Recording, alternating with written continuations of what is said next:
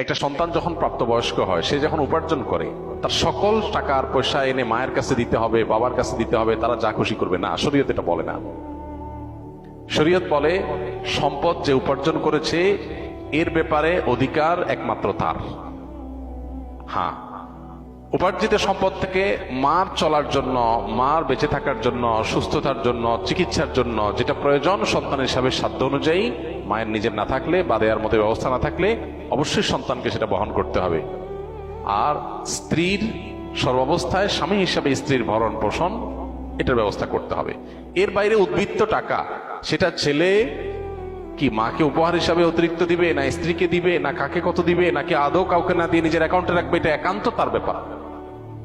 এখানে শরীয়ত মা বাবাকে ইন্টারফেয়ার করার অধিকার দেয় নাই সেইভাবে যেভাবে আমাদের অনেক মা বাবা মনে করেন যে তাদের অধিকার আছে।